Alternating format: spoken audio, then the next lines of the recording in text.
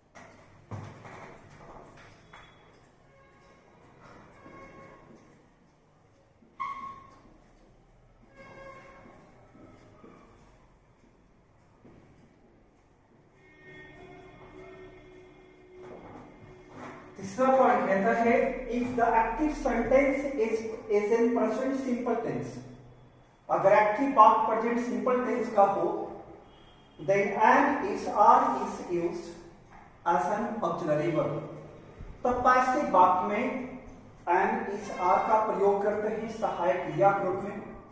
But if the active sentence is in simple past tense, लेकिन अगर active वाक्य simple past tense में होता है then was where are used as an auxiliary verb, तब was where का प्रयोग किया जाता है सहायक क्रिया के रूप में।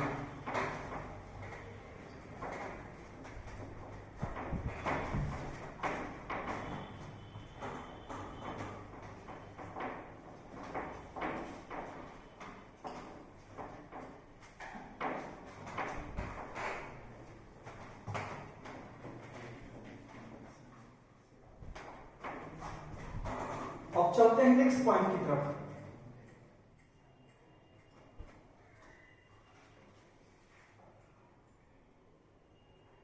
कितना पॉइंट है?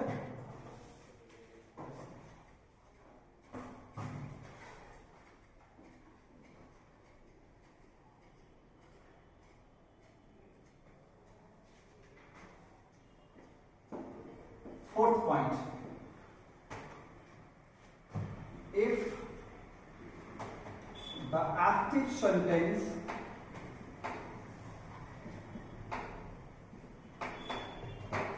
is in continuous tense, in that case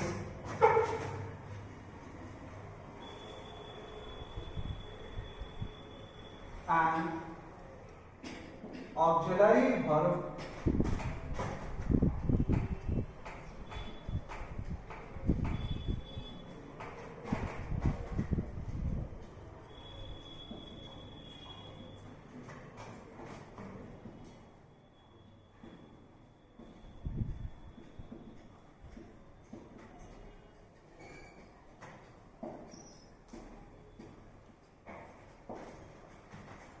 हमने अगला पॉइंट दिखाया है, if the active sentence is in continuous tense, अगर एक्टिव बात कॉन्टिन्यूअस टेंस में है, इन दैट केस वैसी स्थिति में an auxiliary verb according to the tense of active, जो कैसे होगा, एक्टिव बात के टेंस के हिसाब से होगा, प्लस बीइंग इज यूज्ड, यानी प्लस बीइंग का प्रयोग करेंगे।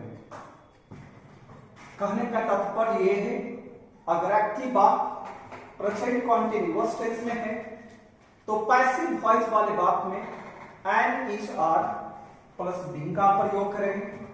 यदि एक्टिव बात पास्ट कॉन्टिन्यूअस टेंस में है तो बाद में प्लस बीइंग का प्रयोग करेंगे, और यदि एक्टिव बात फ्यूचर कॉन्टिन्यूअस टेंस में है तो वहां पर शैल या विल प्लस बीइंग का प्रयोग करेंगे। Is that clear? आगे चलते हैं फिफ्थ पॉइंट पे।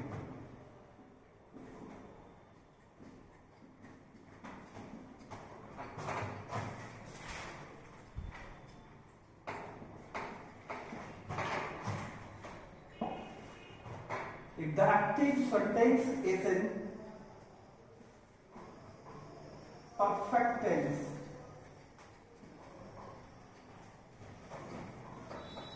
in that case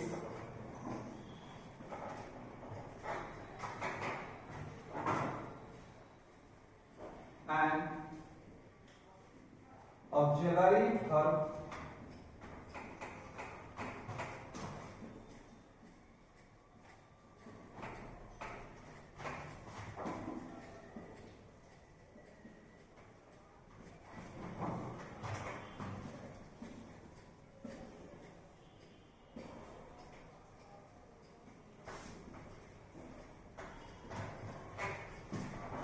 if the active sentence is in perfect tense, अगर एक्टिव बात परफेक्ट टेंस में हो, चाहे कोई परफेक्ट टेंस हो, तो वैसे स्थिति में that case an auxiliary verb एक सहायक क्रिया जो कहां होगी, according to the tense of active, जो एक्टिव बात के टेंस के हिसाब से होगी, प्लस बीइंग का प्रयोग किया जाता है। मानिए सपोज अगर एक्टिव बात प्रेजेंट परफेक्ट टेंस का है तो सहायक क्रिया के रूप में हैज या है प्लस V3 प्लस क्या होगा, बीइंग का प्रयोग होगा। और अगर बात पास्ट परफेक्ट टेंस का है तो had plus being plus V3 का प्रयोग होगा। और अगर बात फ्यूचर परफेक्ट टेंस का होगा तो शैल या will plus had plus being का प्रयोग होगा। अगला देखते हैं 6 point. If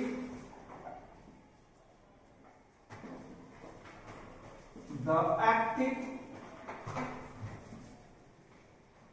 sentence is in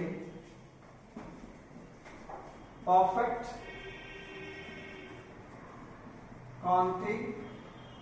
continuous tense, in that case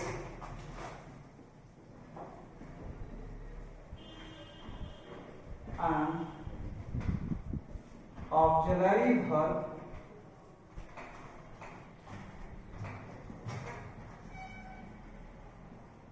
according to the tense of active plus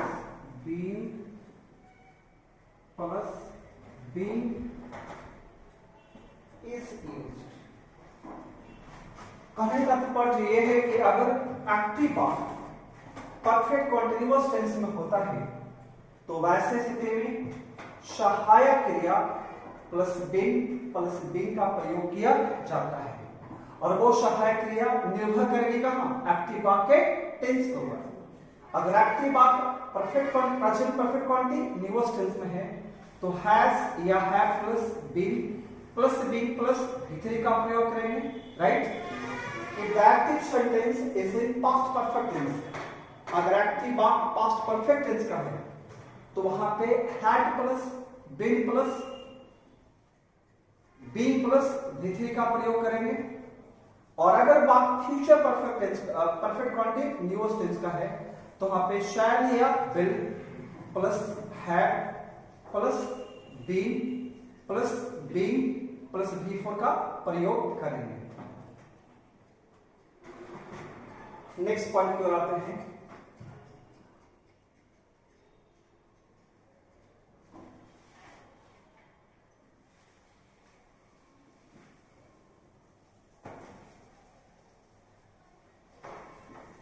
after that यानी इसके बाद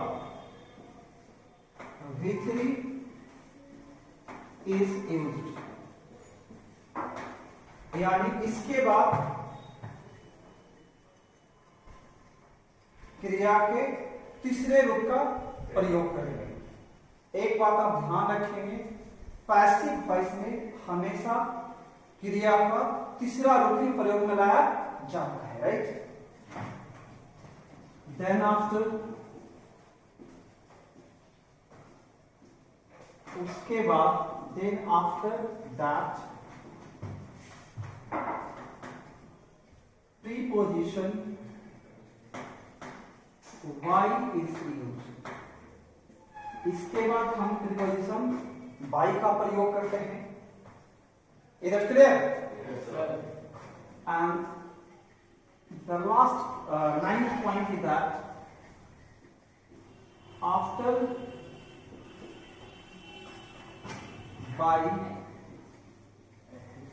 the subject of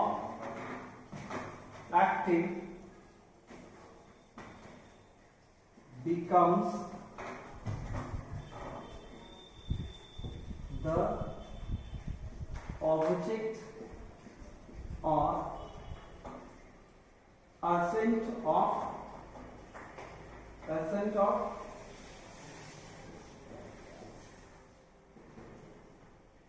passive and fifth after by, यानी इसके बाद जो एक्टिव भाग का कर्ता होता है वो पैसिव भाग का ऑब्जेक्ट बन जाता है और उसे प्रीपोजिशन बाय के बाद रखा जाता है। इसको आप कह सकते हैं सब्जेक्ट एज ऑब्जेक्ट। और इस कड़ी में लास्ट पॉइंट, यानी और सबसे अंत में हम अदर वर्ड्स का प्रयोग करेंगे। तो ये था वो कॉमन सेट ऑफ रूल्स, यानी नियमों का समुच्चय जिसका हम प्रयोग करते हैं किसी भी बात को जब हम ट्रांसफॉर्म करते हैं और रूपांतरित करते हैं एक्टिव से पैसिव में।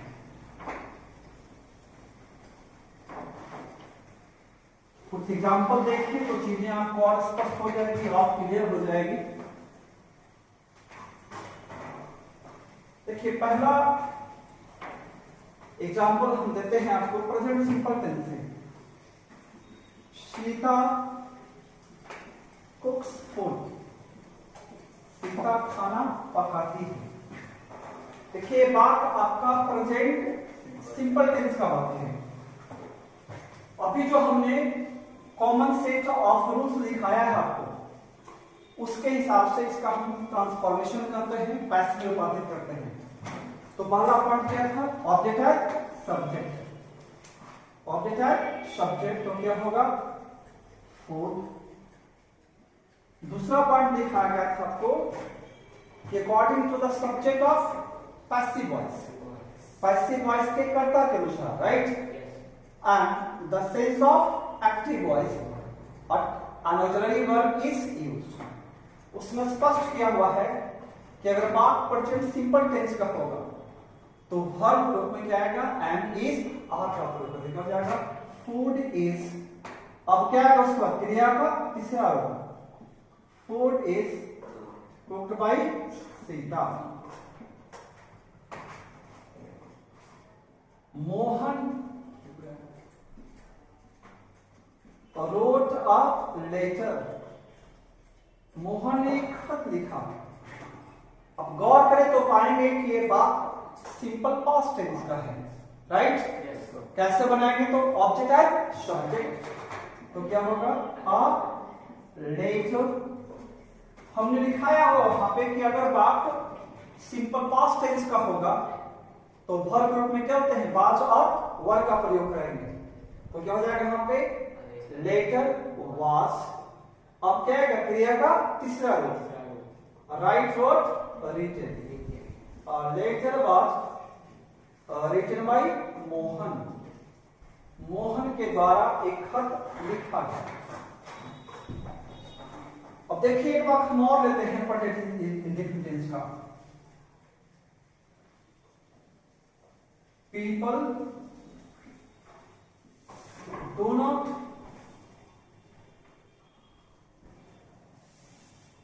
speak Hindi in Bihar. People do not speak Hindi in Bihar. लोग बिहार में हिंदी नहीं बोलते। अब हम इसको पैसे में रूपांतरित करते हैं तो क्या हो जाएगा? ऑब्जेक्ट है सब्जेक्ट, तो क्या हो जाएगा? हिंदी इज। हिंदी इज, चूंकि ये वाक्य प्रातिक बात निगेटिव है तो पैसिव वाक्य भी क्या रहेगा? निगेटिव रहेगा। Hindi is not a speak, a spoken, a spoken degree in Bihar. अब बच्चों यहां पे हम बाय पीपल का प्रयोग ना करेंगे। क्यों नहीं करेंगे? क्योंकि एक रूल्स यहां पर लिख लीजिए आप, है ना, नोट कर लेंगे आप कि अगर वाक्य का कर्ता, अगर वाक्य का कर्ता कौन वाक्य, अगर एक्टिव वाक्य का कर्ता, अगर एक्टिव वाक्य का कर्ता कोई इंडेफिनिट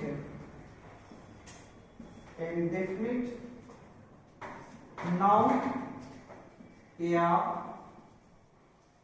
प्रोनाउन होता है तो वैसे हालात में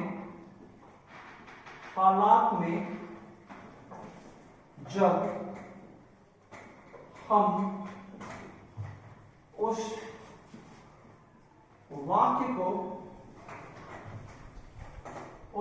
वाक्य को बदलते हैं पैसिव में तो बदलते समय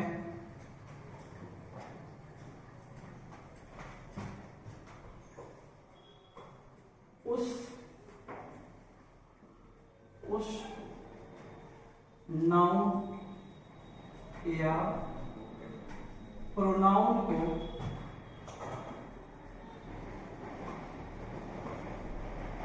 पैसिव में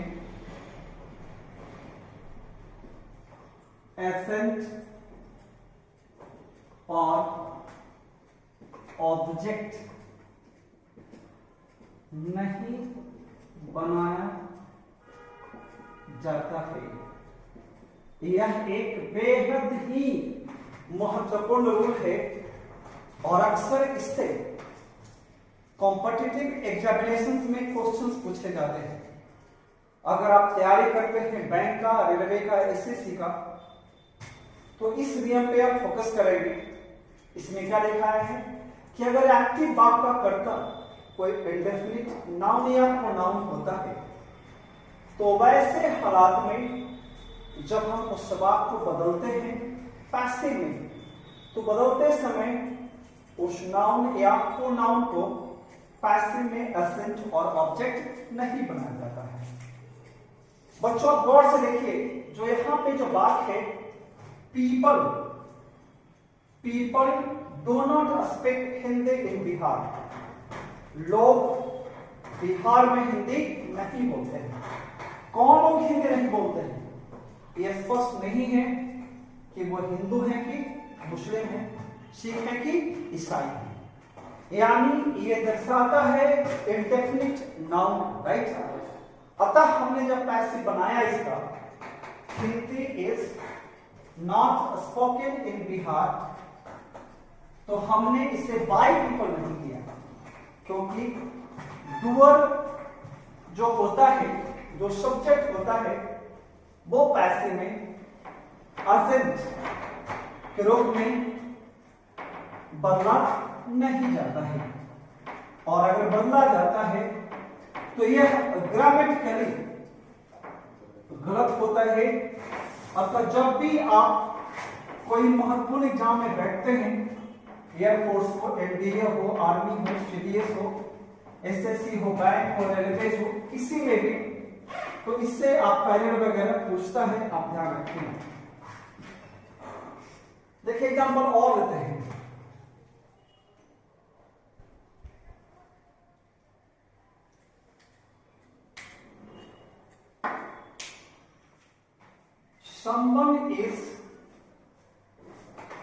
someone is writing a letter। कोई एक खत लिख रहा है।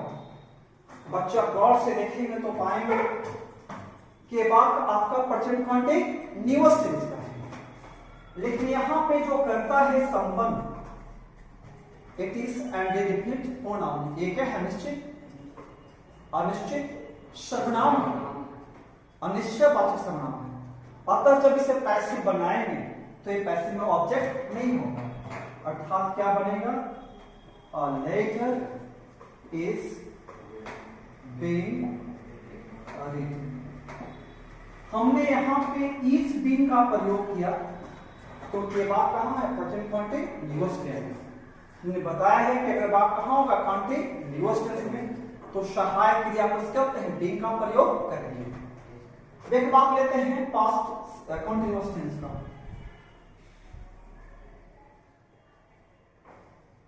Every body was playing cricket। प्रत्येक व्यक्ति क्रिकेट खेल रहा था। ये देखिए बात पास्ट कॉन्टिन्यूअस टेंस का है, और यहां जो प्रोनाउन है वो क्या है? इंडेफिनिट है। तो कैसे बदलते हैं? देखिए, क्रिकेट वाज being played, इतना ही इसका पैसिव होगा। और अगर कोई पैसिव बनाते हैं इसका इस तरह से, cricket was being played by everybody, तो ये क्या हो जाएगा? गलत हो जाएगा। अगला हम एक वाक्य हो जाएगा, क्योंकि यहां पे जो एवरीबॉडी है उस शब्द ने क्या बनाया है? पैसिव में ऑब्जेक्ट बना दिया है। अब एग्जांपल लेते हैं प्रेजेंट परफेक्ट टेंस का। They have looted this bank today. उन्होंने आज इस बैंक को लूटा है। यहां टॉपिक कौन है बेटा? दिस बैंक है, तो क्या हो जाएगा? Object subject. दिस बैंक, हमने कहा था कि परफेक्ट वाले में क्या आएगा? Has had plus been plus V3 का प्रयोग करेंगे। This bank has been looted by clear है? तो हम देख रहे हैं कि एक ही कॉमन सेट ऑफ रूल्स है। जिसका हम प्रयोग करते आ रहे हैं सभी वाक्यों में। देखिए एक वाक्य और देखते हैं। इंडिया हैड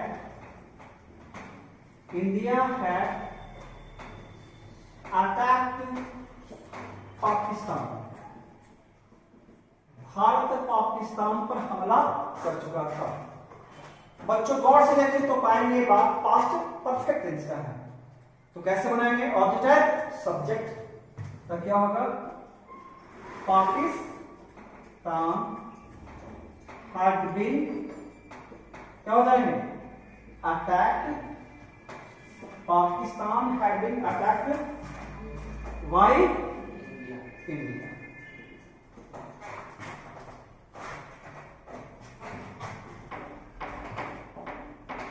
तो आप गौर से देख रहे हैं जितने भी टेंस के बात को हम बना रहे हैं सभी में कॉमन सेट ऑफ रूल्स है।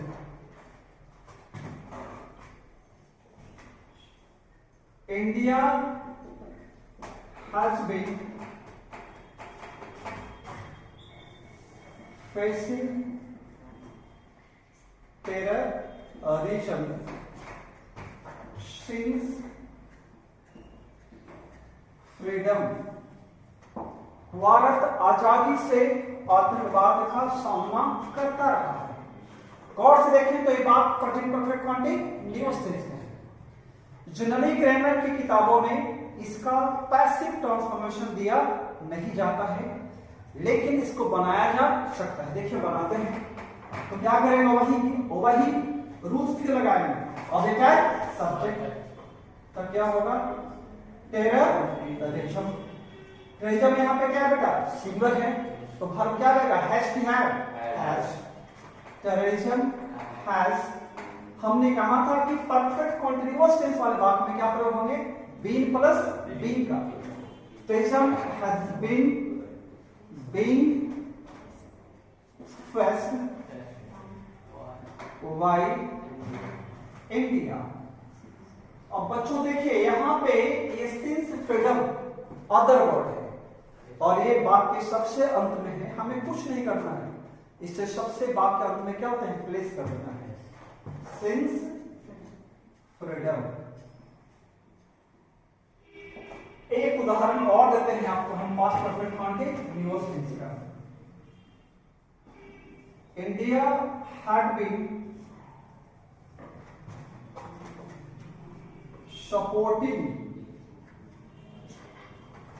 Supporting America on the issue of terrorism. अब गौर से देखेंगे हमने कहा था कि जब किसी भी बात को हम ट्रांसफॉर्म करते हैं एक्टिव से पैसिव में, तो हम महज 3 या 4 बिंदु पे ही चर्चा करते हैं। बच्चों के सामने अगर बात बड़ा हो जाता है तो समस्या हो जाती है। बच्चे यही फाइंड आउट नहीं कर पाते हैं उस बात में कर्ता कौन है, क्रिया कौन है और ऑब्जेक्ट कौन है, और अतः वो उसका रूपांतरण रद्द करते हैं। तो गौर से देखना, इंडिया क्या बेटा? सब्जेक्ट है। सपोर्टिंग क्या आपका? हार्ड में सपोर्टिंग क्या आपका? वर्ब है। और अमेरिका क्या आपका? ऑब्जेक्ट है। जबकि on the issue of terrorism इसको आप अदर वर्ड के अंतर्गत रख सकते हैं, राइट? Yes sir. अब बनाते हैं, देखिए तो क्या होगा? अमेरिका अब क्या आएगा? हैड, क्या आएगा? Been.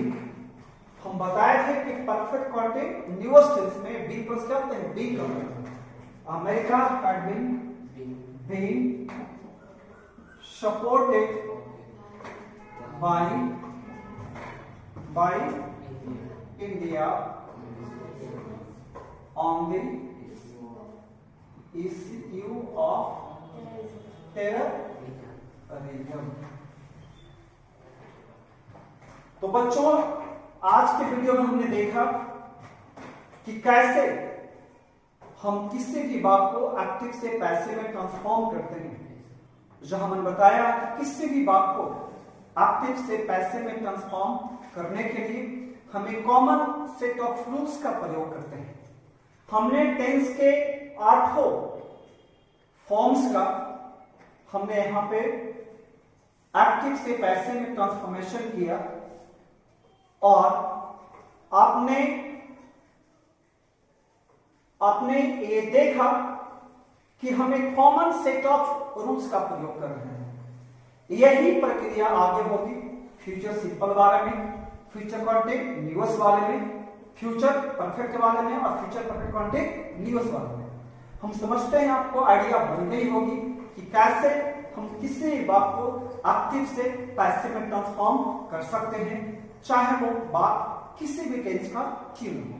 Thank you, that's all. मेरे प्यारे बच्चों, अगर आपने इस वीडियो को हमारे चैनल को सब्सक्राइब नहीं किया है तो आपसे रिक्वेस्ट है आप सब्सक्राइब कर लें और ताकि आने वाले वीडियो का नोटिफिकेशन आपको मिल जाए। अपने अगले वीडियो में मैं लेकर आऊंगा वॉइस का कुछ एडवांस्ड रूल्स जो न केवल महत्वपूर्ण होंगे 11-12 के बच्चों के लिए बल्कि उन बच्चों के लिए भी जो तैयारी कर रहे हैं कॉम्पिटिटिव एग्जामिनेशंस का।